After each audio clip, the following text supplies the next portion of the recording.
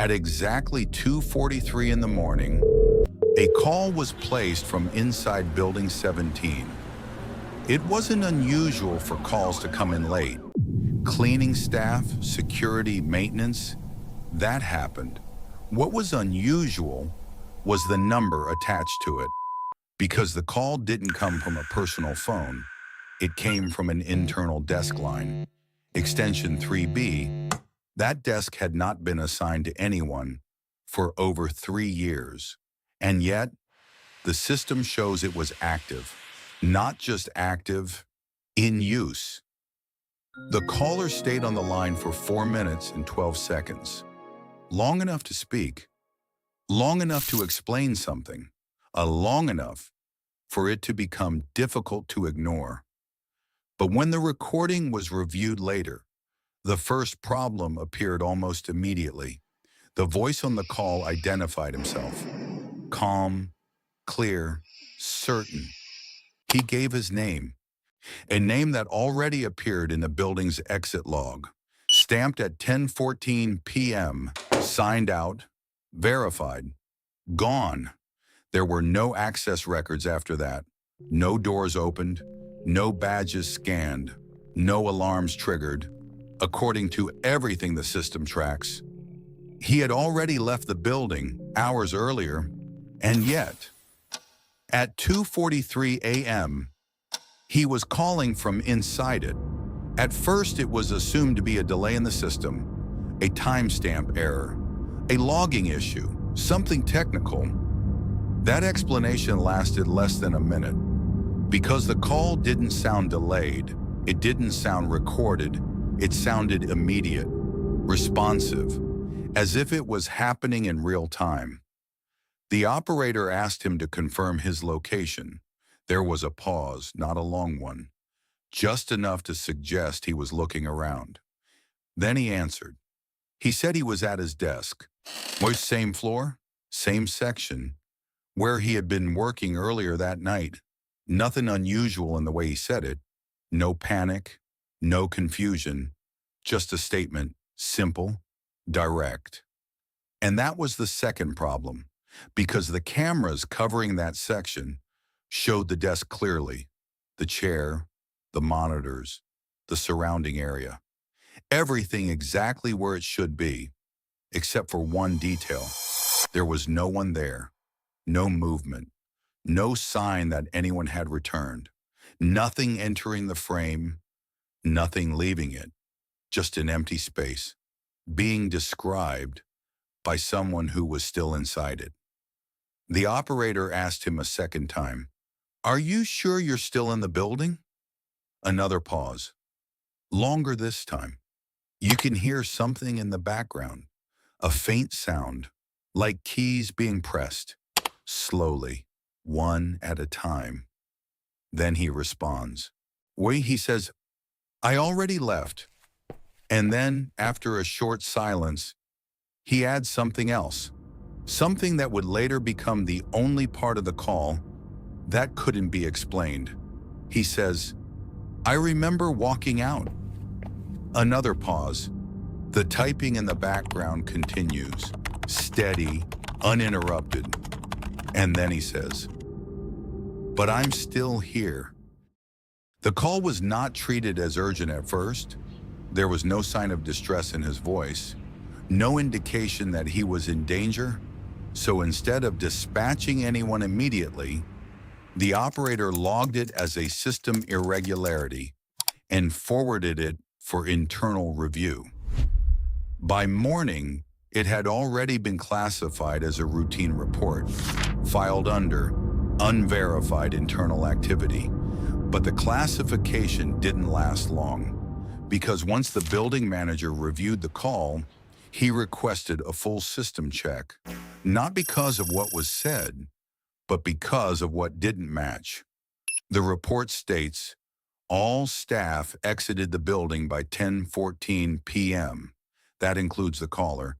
His badge was scanned at the main exit. The timestamp matched. The door registered the release, and the external camera captured him leaving.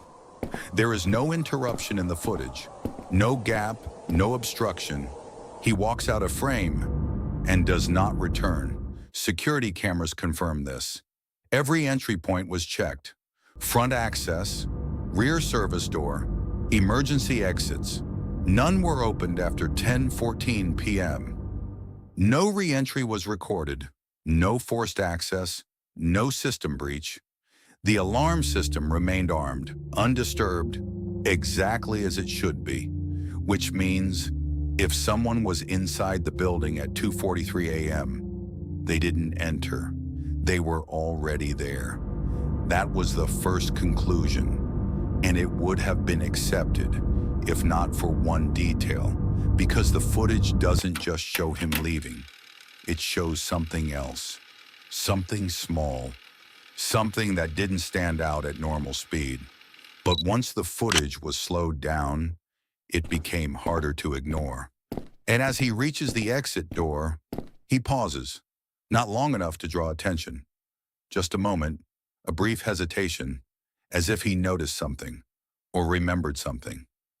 Then he steps outside. The door closes behind him, the system locks, and the log records his exit.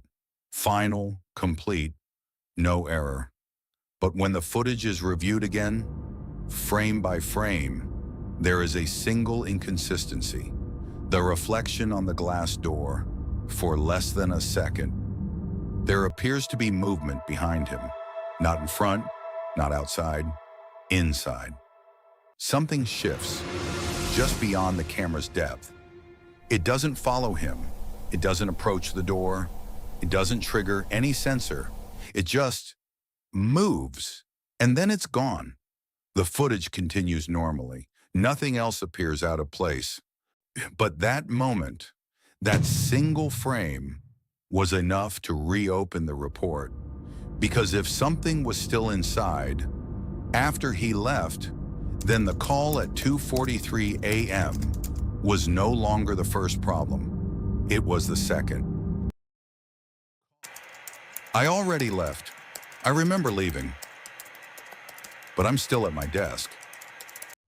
The recording was reviewed several times. At normal speed, nothing appeared unusual. The caller sounds calm. His tone remains steady. There is no strain in his voice, no urgency, no confusion beyond what he describes. If the audio is taken at face value, it suggests something simple, that he believes he left, but is still inside.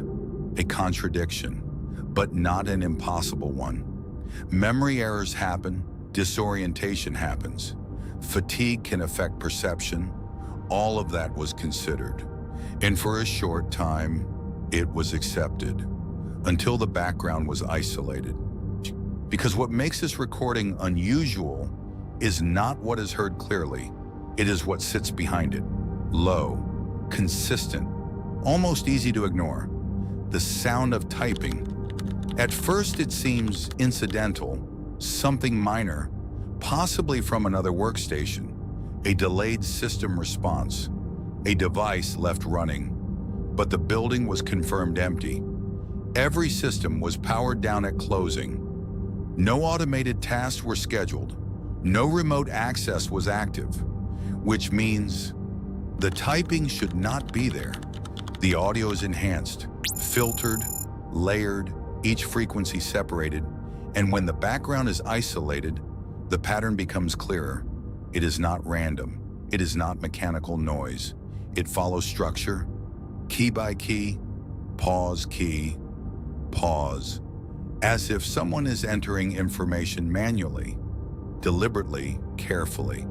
And then another detail emerges. The typing does not respond to the caller. It does not pause when he speaks. It does not stop when he pauses. It continues at its own pace, independent, unrelated, as if it exists on a separate layer, within the same space, but not interacting with him. That alone would have been enough to raise concern. But the timeline introduces a second issue, because when the waveform is aligned precisely, something shifts. The typing does not begin after the caller speaks. It begins slightly before. Less than a second, almost imperceptible, but consistent. Every time he says something, a key is pressed just before it, not after. Before, as if the sound is anticipating him, not responding to him. That detail was checked repeatedly, cross-referenced, reprocessed. The result did not change, which leads to a question that was not included in the original report. If the caller believes he is speaking in real time and the typing is occurring just before his words, then which one is actually happening first, the voice or the input? Because if the typing is leading, then whatever is producing it is not following him, it is ahead of him. And if that is the case, then the call is no longer just a report from inside the building. It becomes something else, a record of something already in progress. The next step in the analysis was not visual, it was structural. The audio was separated into individual layers: voice, background, signal noise, each examined on its own. At first, nothing new appeared. The caller's voice remained consistent, clear, centered, uninterrupted. But when the waveform was expanded further and aligned more precisely, a second pattern became visible, faint, almost identical, running parallel to the first. At a glance, it could be mistaken for echo, a reflection of the original voice, a normal artifact, but it doesn't behave like one. Echo follows. It trails behind the source. This doesn't. It leads by a fraction of a second, less than a word, less than a full syllable, but enough to measure, enough to confirm. There are two layers of sound, and the caller's voice and something else repeating, not after him, but slightly before him. The second layer matches his words, same phrasing, same tone, same pacing, but it arrives first, as if the system is receiving the sentence before it is spoken. That possibility was considered, a buffering issue, a transmission delay. But the call was internal, no external routing, no network latency, no relay. There is no technical explanation for the voice to arrive early. And yet, it does. Every sentence, every pause, the same pattern repeats. The second voice begins, then the caller follows, perfectly aligned, perfectly matched, but never leading, always following, which creates a problem.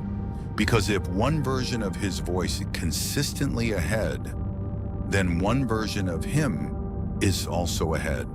And that raises a question that was not asked during the call, because no one noticed it at the time.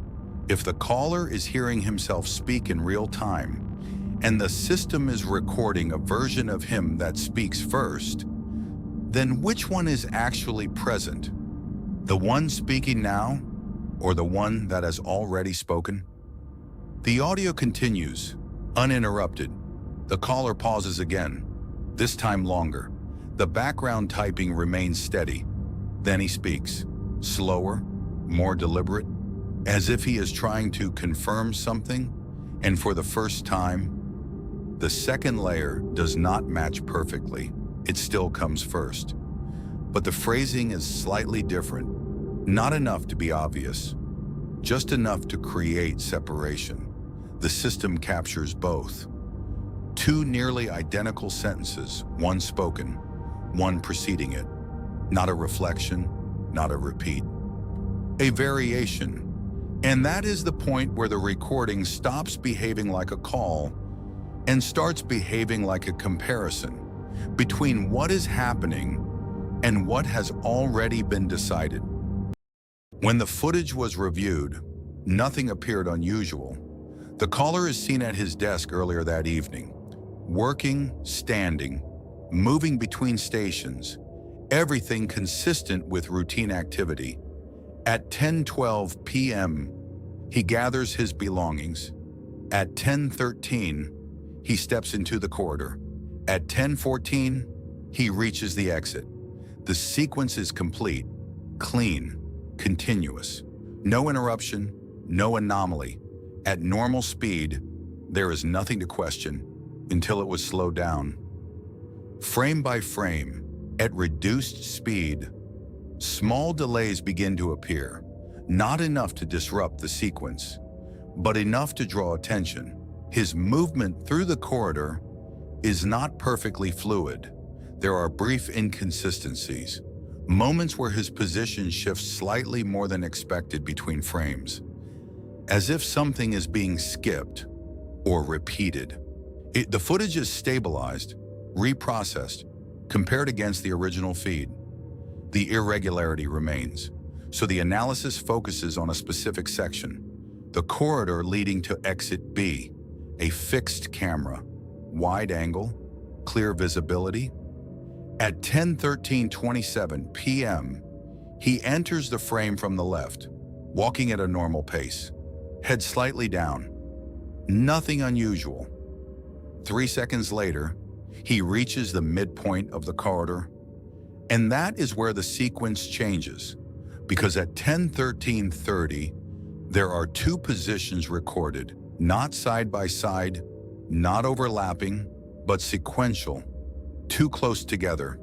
In one frame, he is near the center of the hallway.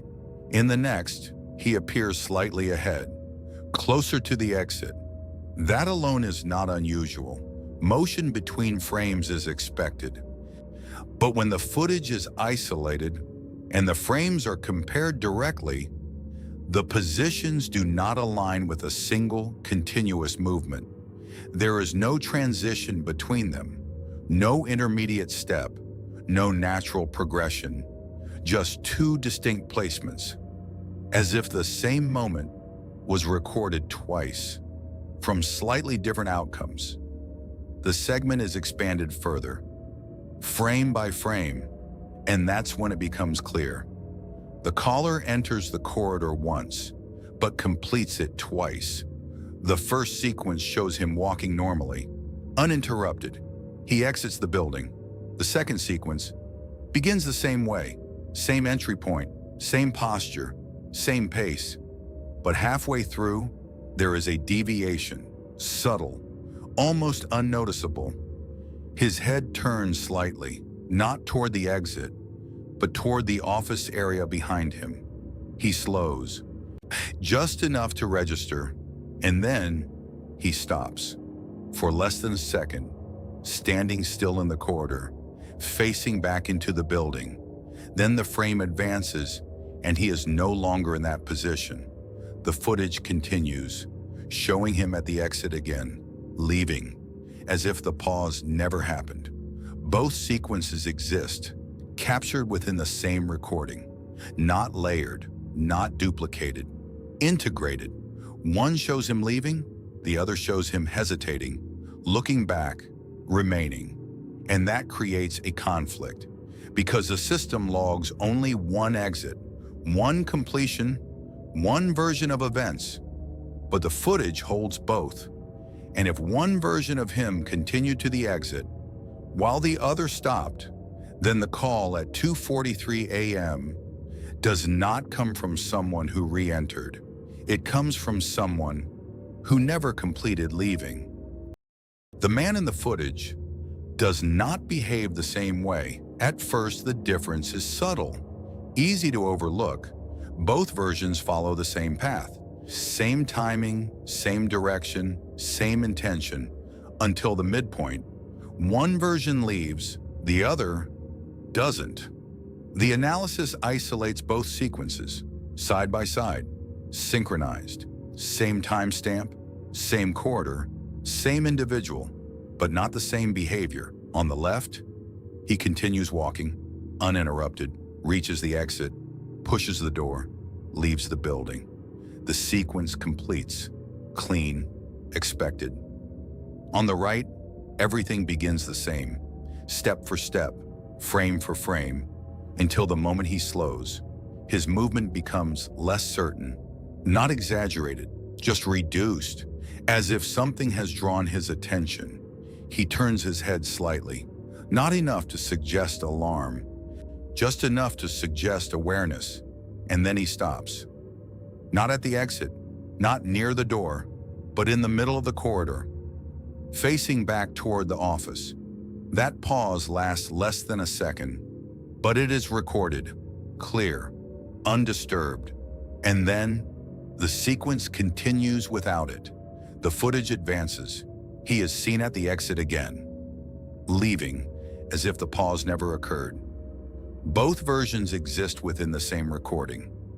One completes the action, the other interrupts it and disappears. That difference becomes the focus, because behavior is not random. Small changes suggest cause. Something influenced that moment. Something changed his attention. But the footage does not show what. No movement behind him. No visible trigger. No object. No person. Nothing enters the frame. And yet, he reacts. And the next step in the investigation was not visual. It was contextual. His work history was reviewed. Shift records, access logs, previous activity. Nothing unusual. No prior incidents, no reported issues, no pattern of concern. He had worked late shifts before, used the same desk, followed the same routine, left at similar times, and never reported anything unusual, which makes this instance different, because the version of him that stops does not behave like someone responding to a threat or to confusion. There is no urgency, no hesitation in posture, just a brief shift in attention, as if he recognized something or heard something that did not register on any system. That detail becomes more important when aligned with the call, because during the recording, the caller describes his location at his desk, his position, his surroundings, consistently, without variation. But his tone changes, not dramatically, not enough to be obvious, just enough to measure. Earlier in the call, his responses are immediate, direct, confident. Later, there are delays, slight gaps before he answers, as if he is listening, not to the operator, but to something else. That change aligns with the point in the footage, where the second version stops, where he turns, where he does not continue to the exit, which raises a question that was not included in the initial report. If one version of him left the building and another remained in the corridor, long enough to stop, long enough to react, then which version reached the desk again at 2:43 a.m.? Because the caller does not sound lost. He does not sound disoriented. He speaks with familiarity. He knows where he is. He recognizes his surroundings, which suggests he did not arrive there unexpectedly. He remained. And if that is the case, then the version of him that completed the exit may not be the one that continued the night. The audio continues. The background typing remains steady, uninterrupted, independent. And as the call progresses, the pauses in his voice become slightly longer. Not enough to draw concern, but enough to indicate attention shifting away towards something in the room, something not captured in the recording. And that introduces a possibility that was not considered at the start, that the call is not describing an event. It is occurring during one, and the caller is not alone while it happens. This is the point where the recording changes, not in structure, not in quality, but in awareness. Up to this moment, the caller describes contradictions, things that do not align, his memory, his location, the timeline. But here, he identifies something external, something separate from himself. He hears the typing, and for the first time, he distinguishes it from his own actions. That distinction matters Because until this point, it could be argued that everything in the recording originates from him, his perception, his interpretation. But this statement removes that possibility. But it's not me. The audio is reviewed again, this time with attention placed entirely on the typing. Each keystroke is isolated, measured, compared. It does not match the rhythm of casual input. There are no corrections, no hesitation, no irregular spacing. Every key is pressed with the same interval, consistent, intentional, as if the input is being entered from a fixed sequence, not thought, not composed, executed. The typing continues, even when the caller stops speaking, even when he stops moving, even when there is no sound from his position at all. And that is where the separation becomes undeniable, because the caller's breathing is present, low, steady, positioned slightly to the left channel. The typing is centered, direct, unobstructed, not affected by his movement, not shifting with his position. It exists in the same room, but not from the same place. The audio levels are adjusted, balanced. The typing becomes clearer, each key distinct, each press identical in force, no variation, no human inconsistency. And then another detail emerges.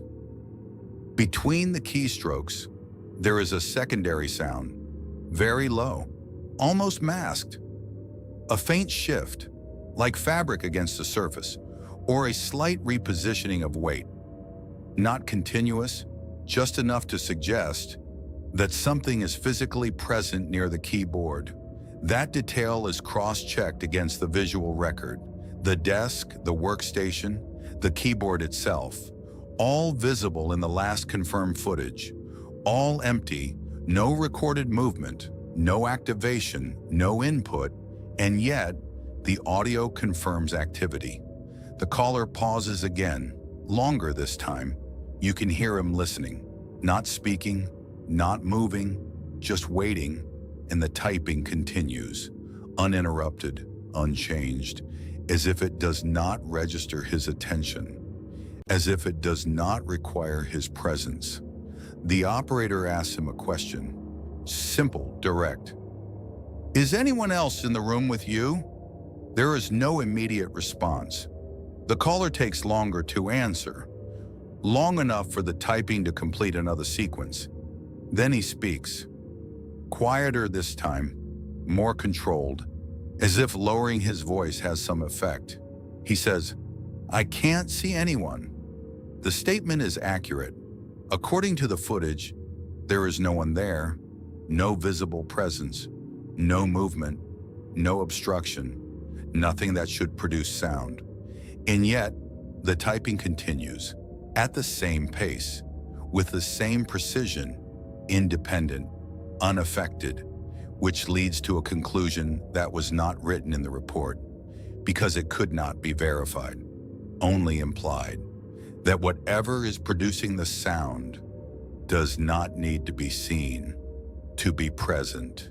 And the caller remains in the same position, listening, even waiting in a room that, according to every system in place, is still empty. Up to this point, every inconsistency could be isolated. Audio, visual, behavior, each examined on its own, each raising questions, but still contained, still manageable, because they did not interfere with one another directly. That changes when the timeline is reviewed. The system logs were pulled in full. Every input, every activation, every recorded action tied to the workstation.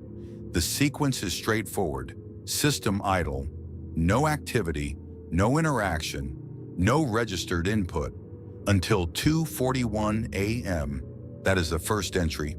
Keyboard input detected, single key, then another, then a sequence. Consistent, measured, the same pattern heard in the recording. The typing begins at 2:41.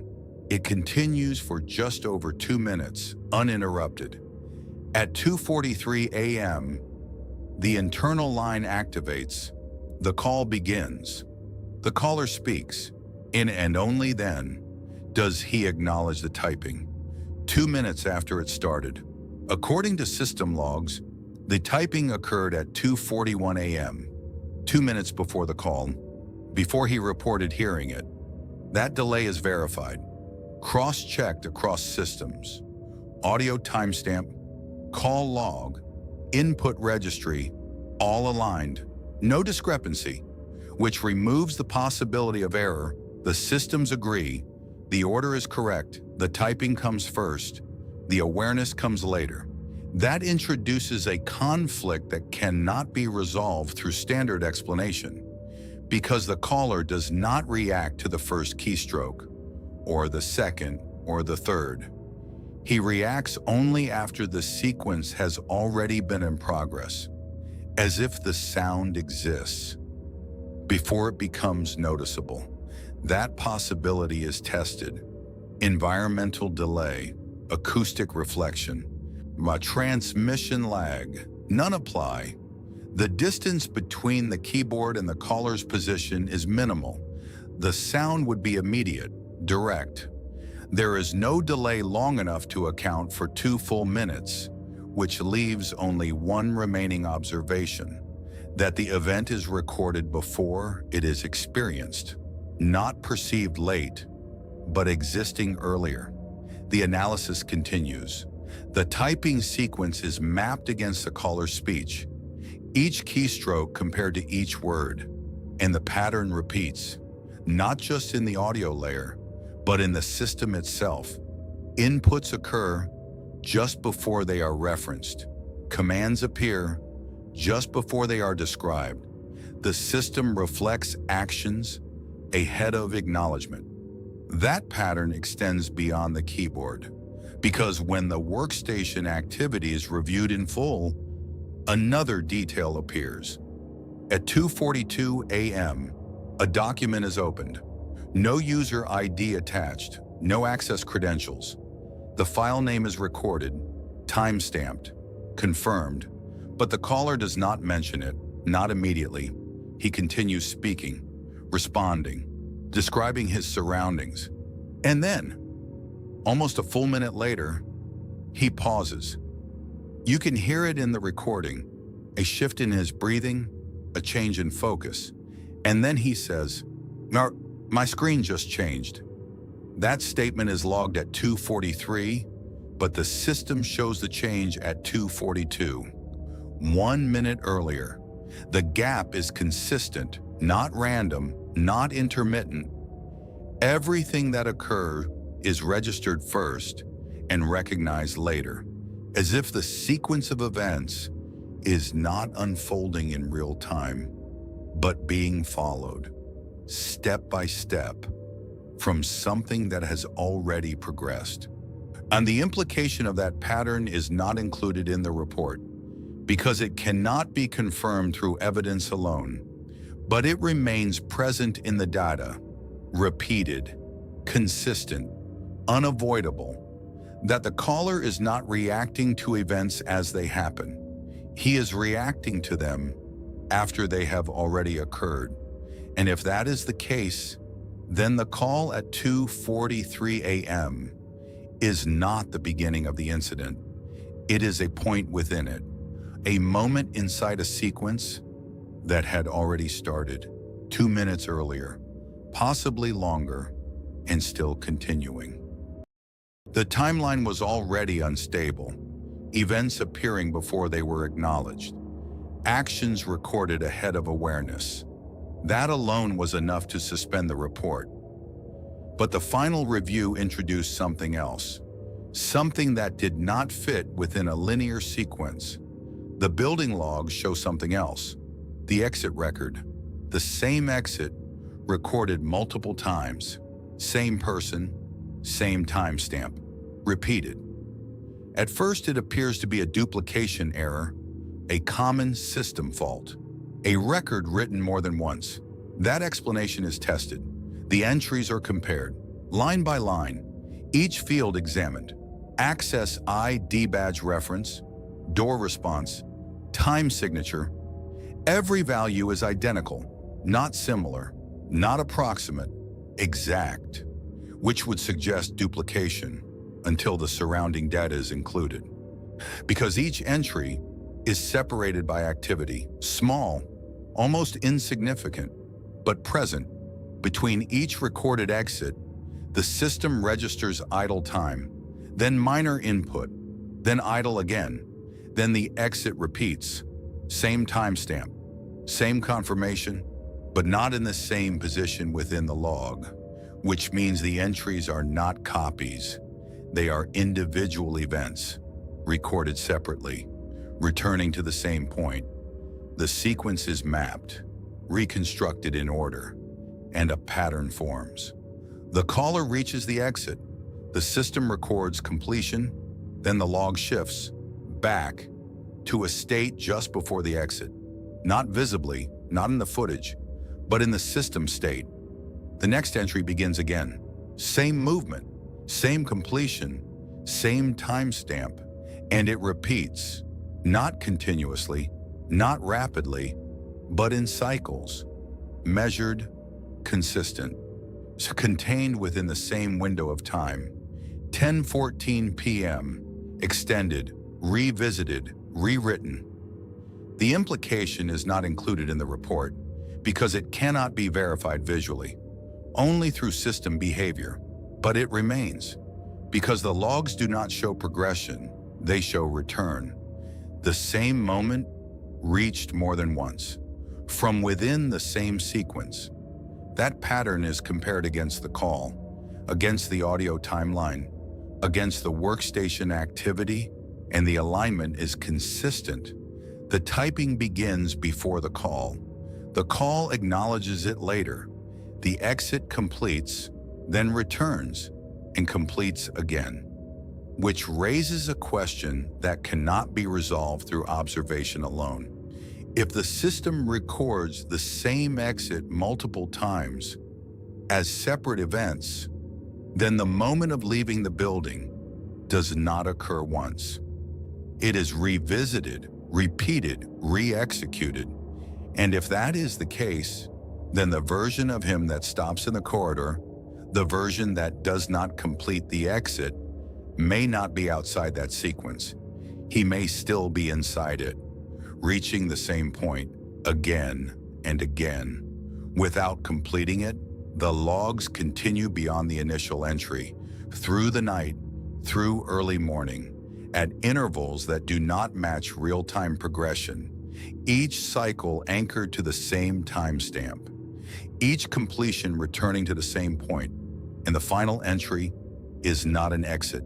It is a state, unchanged, system active, workstation engaged, no new entry, no confirmed departure. The night shift does not close. It remains open, held at the same moment, repeated through the system, without resolution, without completion. And within that loop, the call at 2:43 a.m. is not an interruption. It is part of the cycle, a point that is reached each time the sequence returns, recorded, heard, and then left behind, as the system resets to the moment before he leaves. Up to this point, the system has been treated as reliable. Every entry, every timestamp, every recorded action, used as confirmation, used as structure, something to measure against. But the final review changes that, not by introducing new data, but by removing something expected. Because when the full sequence is examined, one pattern becomes consistent. Everything the system records leads outward. Entries, movements, exits, completion points.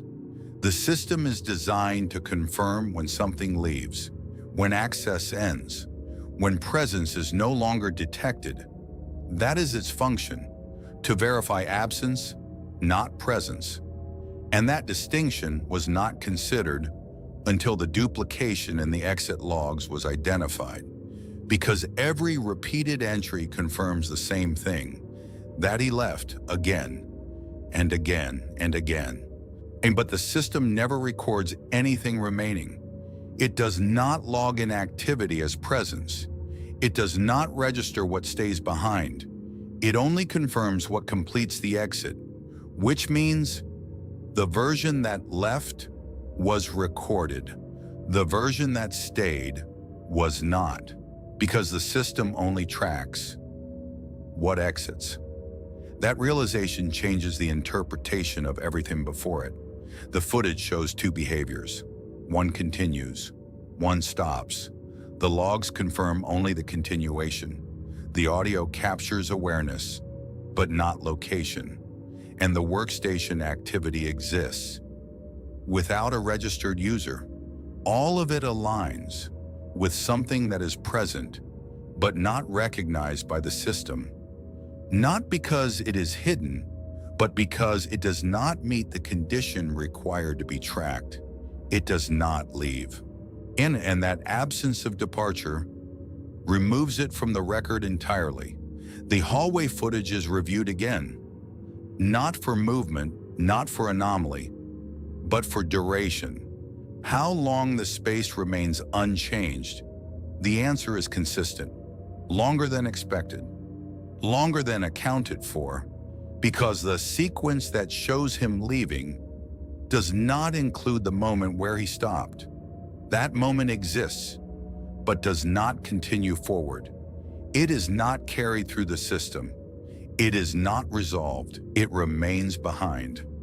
Outside of what is recorded, the lighting in the corridor flickers briefly in one frame, not enough to trigger a report, just enough to register on playback.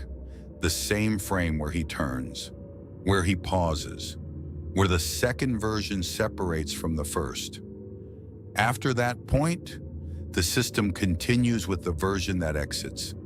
But the space he was facing is not shown again in real time. No follow-up recording, no additional movement, no confirmation that it remained empty, which introduces a final condition, that the building may not contain a single continuous state, that certain moments do not progress. They remain fixed, unresolved, and anything within that moment does not move forward with the rest of the sequence. It does not exit. It does not trigger logs. It does not complete. It stays. The audio from the call ends at 2:47 a.m. No escalation, no emergency dispatch, no follow-up contact. The system returns to idle. The logs stabilize. The building is marked as inactive, closed, unoccupied. But the workstation activity continues to appear at intervals, not constant, not predictable, always brief, always incomplete, and always without a user ID, which means whatever remained at that desk was never recorded as present, only as activity, and the difference between those two is not defined by what is there, but by whether it leaves. The hallway remains unchanged. The desk remains assigned to no one. The system remains active during the same window, and the night shift does not register an end, because the condition required to close it was never met. The call ended at 2:47 a.m. There was no interruption, no disconnection. The line simply went quiet. The operator remained on for a few seconds longer, waiting, listening, but nothing followed. No movement, no response, no sound. The system recorded the call as complete, duration confirmed, no escalation required, no follow-up issued. By morning, the report was filed, reviewed, then archived.